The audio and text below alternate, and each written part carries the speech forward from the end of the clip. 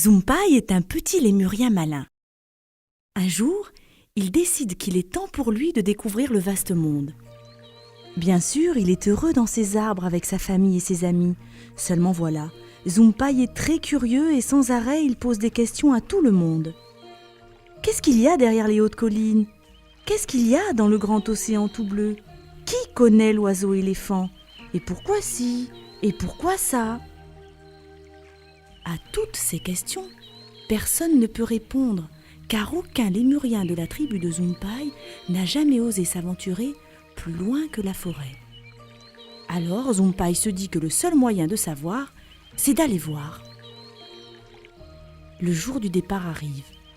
Zumpai a le cœur gros de quitter les siens. « Sois prudent, fils, dit le père. Ne nous oublie jamais, dit la mère en cachant ses larmes. N'ayez aucune crainte, un jour je reviendrai et je vous raconterai tout ce que j'ai vu.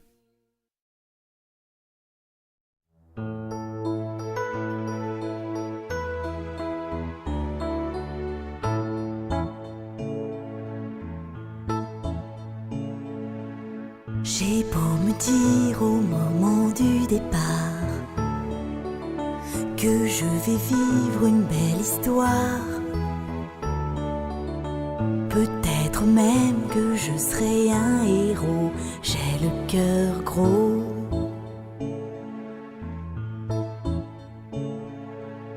J'ai beau me dire qu'il n'y a pas de quoi pleurer, un jour ou l'autre, faut s'en aller. Quand je vois vos yeux si tristes aussitôt, j'ai le cœur gros.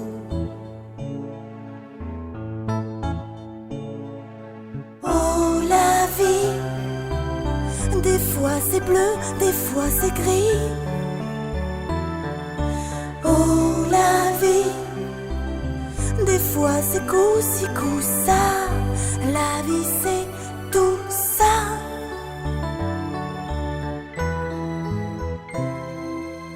J'ai beau me dire combien je suis heureux, au fond je sais, je me mens un peu.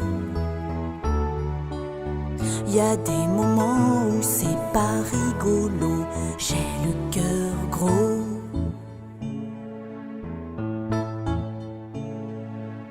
Je voulais vous dire plein de mots d'amour. J'ai préparé un beau discours, mais j'ai tout oublié, je trouve plus les mots, j'ai le cœur gros.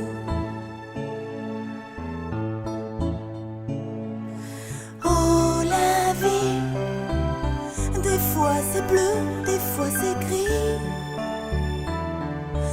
Oh la vie, des fois c'est coup-ci, coup-ça. La vie c'est tout ça.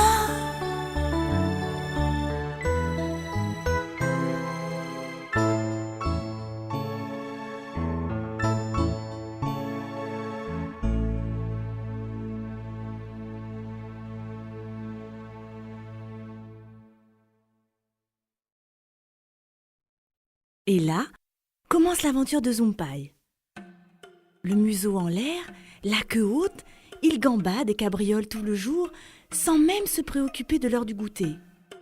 Tout autour de lui, des petits morceaux de soleil dansent dans les arbres, tandis que des oiseaux et des papillons bariolés volent et batifolent dans l'azur.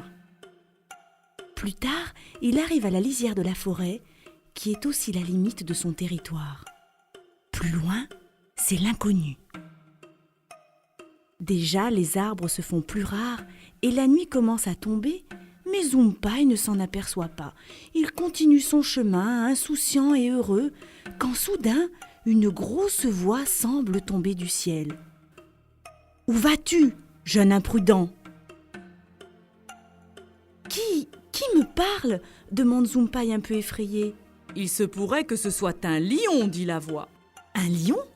J'aimerais bien voir à quoi ça ressemble. » « Ça ressemble à ça, dit la voix. » Ce n'était en fait qu'un corbeau bien décidé à lui faire une bonne blague. Mais comme Zumpai n'a jamais vu ni de lion ni de corbeau, il le croit sur parole. Vous êtes donc un lion ? Oui, répond le corbeau en bombant le torse. C'est moi, la terreur de la savane, en chair et en os. Zumpai le toise et lui lance moqueur. Pour une terreur, vous faites un peu... Un peu quoi ? Demande le corbeau inquiet. Je ne sais pas, un peu rikiki. Le corbeau vexé répond. Moi aussi je peux me donner de grands airs si je veux. Mais un roi se doit d'être simple, pas fier. Ah bon, dit Zumpai à moitié convaincu. Si vous me le dites, je le crois. Moi je ne sais rien de la vie et je suis partie de chez moi pour découvrir le vaste monde. Et tout à coup, un lion majestueux sort des fourrés. Oh, le bel animal, s'écrie Zumpai. Comme il a l'air noble et féroce. C'est quoi ? Excédé, le corbeau répond. Décidément, tu ne comprends rien à rien. Lui, c'est un vulgaire corbeau. Et je te jure qu'il ne ferait pas de mal à une mouche. Ça alors, s'écrie Zumpai. J'aurais juré tout le contraire. Néanmoins, le corbeau se hâte de trouver refuge sur la cime d'un acacia. Heureusement, Zumpai l'imite sans comprendre les raisons de cette fuite soudaine. Le lendemain matin, Zumpai salue le dieu soleil comme on a coutume de le faire chez les lémuriens, déjeune de quelques fruits et reprend sa route. Le corbeau l'accompagne un bout de chemin et lui dit « Ciao amigo, je te retrouverai bientôt et si par malheur tu venais à tomber sur mes frères lions, souviens-toi qu'ils sont sans pitié. » Merci du conseil, dit Zumpai. Mais le hasard, qui a plus d'un tour dans son sac, fait qu'un peu plus tard dans la journée, Zumpai se retrouve nez à nez avec un vrai lion. Pensant qu'il s'agit d'un corbeau, il n'a pas la moindre frayeur. « Hello, gentil animal !» Le lion, surpris qu'on s'adresse à lui sur un ton aussi désinvolte, rétorque « On dirait bien que je ne t'inspire aucune terreur !»« Oh non, dit Zumpai, pourquoi aurais-je peur de vous ? Je sais que vous ne feriez pas de mal à une mouche. » « Mais sais-tu qui je suis ?» dit le lion offusqué. « Bien sûr, dit Zumpai. Vous êtes un inoffensif corbeau. »« Un corbeau ? Moi ? Et pourquoi pas une libellule tant que tu y es ?»« Moi je ne sais pas, dit Zumpai innocemment. C'est le roi des animaux qui m'a dit en parlant de vous. Lui, c'est un vulgaire corbeau. »« Espèce de microbe !» s'écrie le lion furibond en secouant sa crinière royale. « Je vais te montrer qui est le roi ici. » Et là, il pousse un rugissement si terrible que toute la savane se met à trembler. Le pauvre Zumpai, épouvanté, s'élance dans les airs et disparaît dans les nuages sous le regard ébahi de Sa Majesté le lion.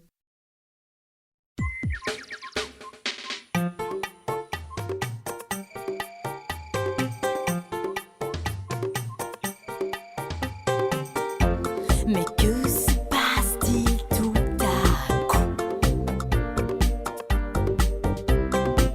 La girafe prend ses pattes à son cou et l'hippopotame crie, sauf qui peut les amis. Le rhino claque des dents, le zèbre devient tout blanc.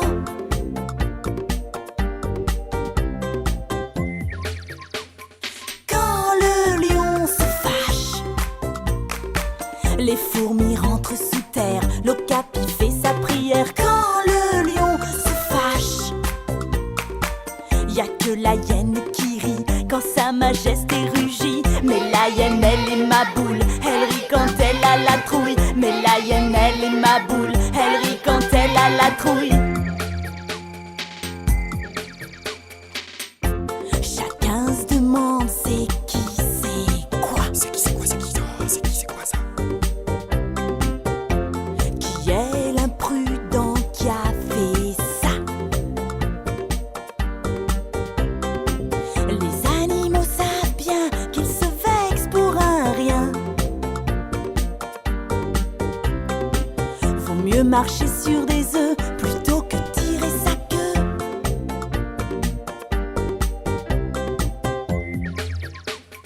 Quand le lion se fâche, les fourmis rentrent sous terre, l'ocapi fait sa prière. Quand le lion se fâche, y a que la hyène qui rit quand Sa Majesté rugit. Mais la hyène, hyène, elle est ma boule, elle rit quand elle a la trouille. Mais la hyène, elle est ma boule, elle rit quand elle a la trouille.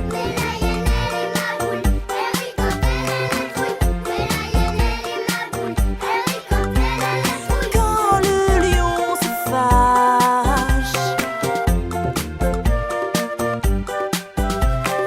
quand le lion se fâche,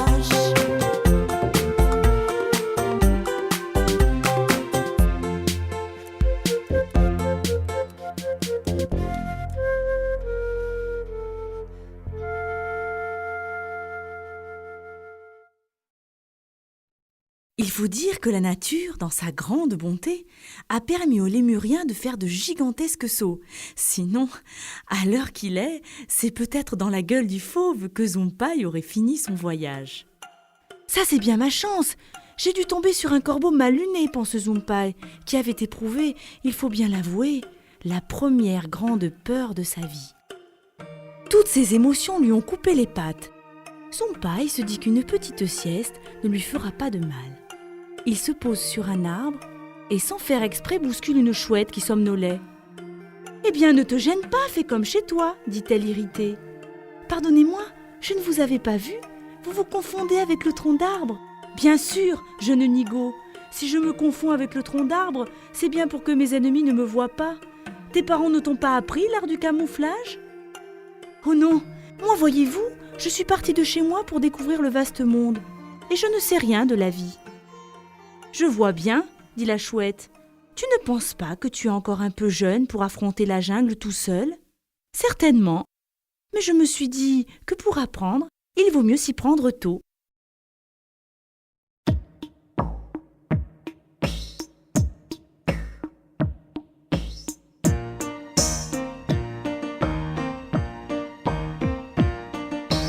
pour pas servir de casse-croûte au fauve affamé. J'apprendrai coûte que coûte à me dissimuler. T'as qu'à suivre nos conseils, ouvre grand tes mirettes. Sache bien tendre l'oreille quand le péril te guette. Pas vu, pas pris, faut se faire tout petit, petit. Pas vu, pas pris, allez tous en catimini. Pas vu, pas pris, faut se faire tout petit, petit. Pas vu, pas pris, allez tous en catimini.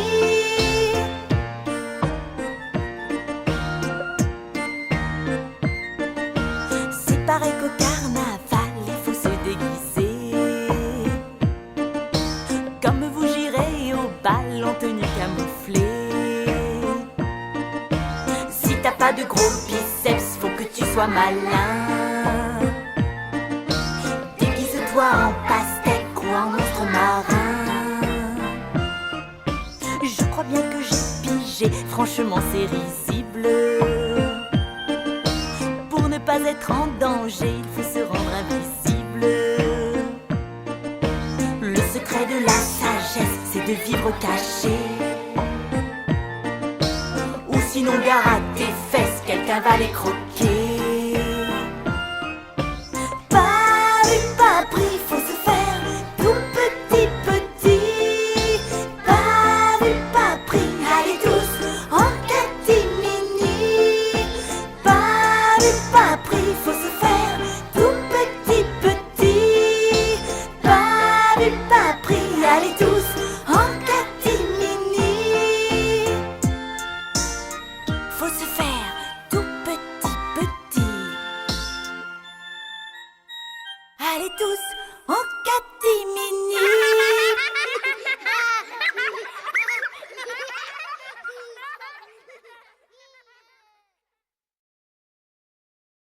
Et tu n'as pas encore fait de mauvaises rencontres ? S'étonne la chouette. Oh si, hier, j'ai discuté avec un lion très aimable, mais aujourd'hui je suis tombée sur un corbeau colossal, plein de griffes et de crocs, qui a failli me dévorer. À ces mots, la chouette écarquille des yeux encore plus ronds que d'habitude. C'est pas plutôt le contraire ? Non, non, c'est comme je vous le dis, affirme Zumpai. Écoute, De mémoire de Chouette, on n'a jamais vu de corbeau affublé de terribles crocs, et encore moins de lion aimable. Voyons, reprenons tout depuis le début. Et quand Zumpai raconte toute l'histoire en détail, la Chouette s'écrie « Mon pauvre ami, on te ferait avaler n'importe quoi, mais attends un peu, je viens d'avoir une idée. Nous allons donner une leçon à ce fanfaron de corbeau. » Et la Chouette chuchote à l'oreille de Zumpai quelque chose que personne d'autre n'entend. À l'heure où le soleil se couche, le ciel de la savane devient tout rouge. Zumpai, mine de rien, guette l'arrivée du corbeau. Quand enfin il l'aperçoit, il s'écrie « Hello, seigneur et maître de la jungle, la chasse a-t-elle été bonne aujourd'hui ?» Le corbeau, pas peu fier de se voir attribuer un titre aussi prestigieux, répond « Hélas, amigo, rien, pas le moindre vermisseau à me mettre sous la dent. » Puis se reprenant très vite « Et encore moins de buffle ou de gazelle. » « Mais est-ce qu'un gros ver bien juteux ferait ton affaire ?» demande malicieusement Zumpai. « C'est pas grand-chose pour un roi, mais c'est mieux que rien. » Les yeux du corbeau brillent de gourmandise. « Ah mais parfaitement ! D'ailleurs je suis au régime en ce moment, et un gros ver bien juteux me suffira. »« Ça tombe bien, dit Zumpai. Je sais où il y en a un, et comme tu t'es montré très aimable avec moi, je veux bien te montrer l'endroit. » Le corbeau tout excité le suit. Pendant ce temps, la Chouette s'est tenue parfaitement immobile, si bien que le corbeau ne l'a même pas vue. Mais à peine s'éloigne-t-il qu'elle se met à rire comme une folle en se tenant le ventre avec ses ailes. « Ah, ce crétin de corbeau vaniteux va voir ce qu'il va voir. Tout ça est ébouriffant de drôlerie. Pour rien au monde, je ne veux manquer ce spectacle. » Et sans se faire remarquer, elle s'envole pour rejoindre les autres au bord de la rivière. « Voilà, dit Zumpai, c'est précisément là, dans ce feuillage. »« Dans ce feuillage ? Tu es sûr ? » ?»« Oui, là, un gros ver bien juteux pour toi. » Et le pauvre corbeau s'engouffre dans le feuillage sans se douter une seconde que celui-ci n'est rien d'autre que le repère d'un gigantesque python. Aussitôt on entend les cris du pauvre oiseau terrifié qui appelle « À l'aide, on m'a trahi !» tout en tentant vainement de dégager sa queue que le python serre dans sa gueule. « Pitié, qu'on me tire de là, ce monstre est en train de m'avaler !» Zumpai et la Chouette regardent la scène en se tordant de rire. « Pauvre fou, c'est ça que tu appelles un ver de terre ? Ben oui, dit Zumpai, je ne savais pas que le roi de la jungle pouvait se faire embobiner par un ver de terre. Ah, mais décidément, tu es la chose la plus stupide que j'ai rencontrée, pleurniche le corbeau. Si je peux me permettre, dit la Chouette entre deux hoquets, il me semble qu'en ce moment, le plus stupide, c'est toi. Et tu ferais mieux de consentir à sacrifier les jolies plumes de ta queue si tu ne veux pas que ce monstre t'engloutisse pour toujours dans son énorme gosier. Mais sans queue, je serai la risée de la jungle, gémit le pauvre oiseau. Ça t'apprendra à te faire passer pour un autre, dit Zumpai. Ça t'apprendra à tromper un jeune sans défense, dit la Chouette. Alors le corbeau penaud s'envole dans le ciel sans demander son reste, se disant qu'à tout prendre, il vaut mieux être un corbeau sans queue qu'un corbeau mort. Heureusement pour lui, dit la Chouette, le python a très mal au ventre depuis 2 jours et il ne peut avaler que du bouillon de cactus. Quelle aventure, dit Zumpai. Décidément, cette jungle est pleine de drames et de facéties. Oui, répond la Chouette. Aussi essaie d'être moins naïf désormais. Tant de dangers guettent l'imprudent. Je promets, dit Zumpai. Et maintenant, je dois continuer mon voyage. J'ai tant de choses à voir. J'ai tant de choses à voir, tant de choses à faire. Le monde est un géant extraordinaire. On dit que dans ses yeux bleus, les poissons nagent heureux, et que c'est dans ses oreilles que se cachent les abeilles et les fleurs et les grands arbres. Qu'est-ce que vous croyez? C'est rien d'autre que sa barbe qu'il laisse pousser. J'ai tant de choses à voir, tant de choses à faire. Le monde est un géant extraordinaire. J'ai tant de choses à voir, tant de choses à faire. Le monde est un géant extraordinaire.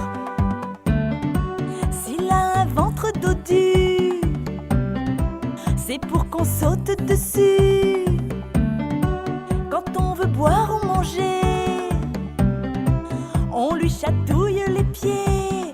Les monts, les Himalayas, ce ne sont que ses bosses. Parce qu'il aimait autrefois faire du motocross. J'ai tant de choses à voir, tant de choses à faire. Le monde est un géant extraordinaire. J'ai tant de choses à voir, tant de choses à faire. Le monde est un géant extraordinaire. Le soir, il ouvre sa bouche pour que le soleil s'y couche. Et sur son nez en patate poussent les fruits, les tomates. On dit qu'une belle brune lui fait les yeux doux. Il paraît que c'est la lune et qu'il en est fou. J'ai tant de choses à voir, tant de choses à faire. Le monde est un géant extraordinaire. J'ai tant de choses à voir, tant de choses à faire. Le monde est un géant extraordinaire. J'ai tant de choses à voir, tant de choses à faire. Le monde est un géant extraordinaire. J'ai tant de choses à voir, tant de choses à faire. Le monde est un géant extraordinaire. Alors va, dit la chouette, et que l'esprit de la brousse te protège. Vous êtes la plus chouette de toutes les chouettes, dit Zoumpaï. Tu sais, j'ai bien peur que tu ne fasses pas que de bonnes rencontres. Je sais bien, dit-il en la serrant contre son cœur. Demain sera un autre jour. C'est l'heure où toutes les bêtes de la forêt, même les plus sauvages, vont boire et s'amusent en paix. Zoumpaï, en quelques bonds, va les rejoindre pour d'autres aventures.